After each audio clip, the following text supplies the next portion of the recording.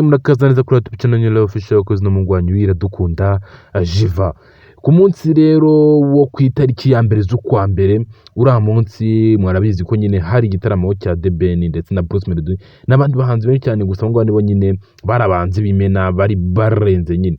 Uyu munsi rero murabizi ko itsinda rya Chelsea Foundation ryaraperforminze, babakire neza kuri stage, biraba ibintu bisa nkaho birangiye, abantu barabyo bavuga ati koko byari byiza. Gusa abafana ba Molex Kids dore niyo matsinda asa nk'ahanganye mu Rwanda ni abwo babyishimiye, bagiye muri comment bakajya ngo ese Iraka ari ubundi bakunda kudukorera inkuru kuri Molex Kids, kuki none utari kwivugaho? Ntabwo abonye ko Molex Kids bayimye stage ahubwo bagaha Chelsea Foundation stage.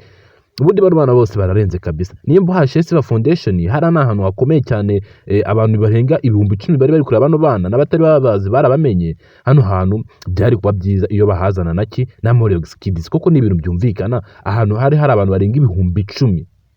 Molex Kids na yiza byibuza bari kugaragara n'abakamenyekana cyane. Gusa uyu Chelsea Silver aba yapanze ibintu byose bayabiteguye akavuga ati ninzana ahangaha aba bana mwe muvuga ngo ba Molex Kids ntabwo barenze.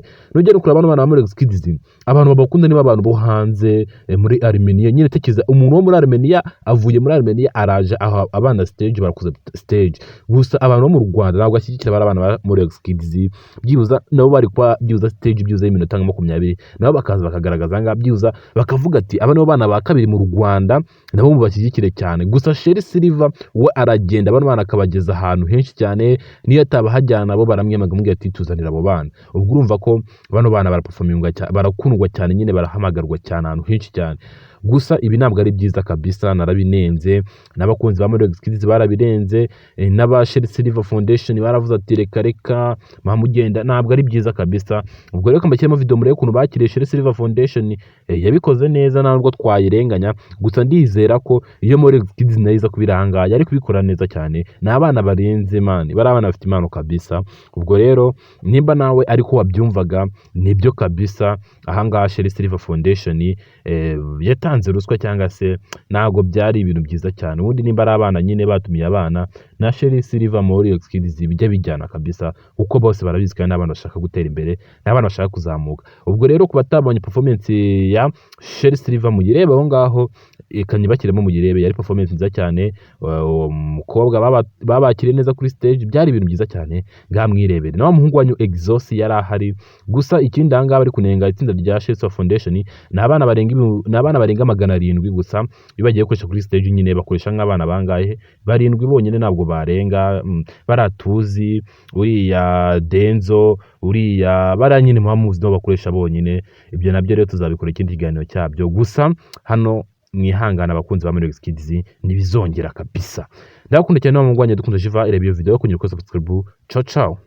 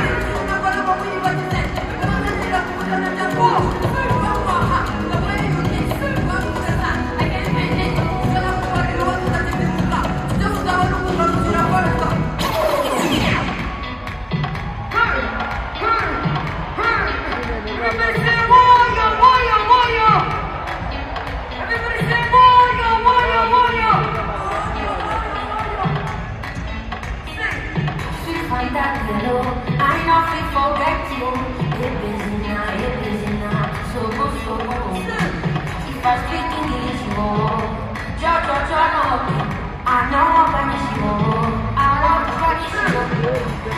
you see my baby, you go shut up. I'ma get too fine, I'll be make up for a baby like that, no. Finish what for you, oh tomato, student take up.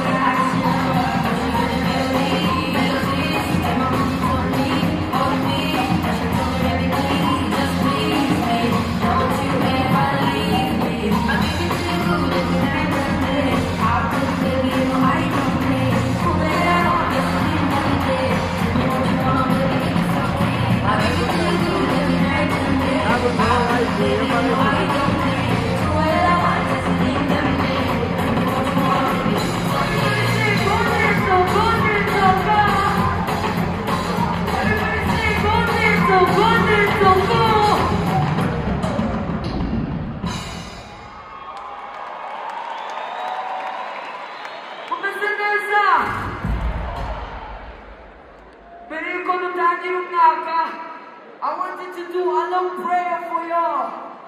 Repeat after me. Dear Jesus Christ, we thank you for letting us enter 2025 alive.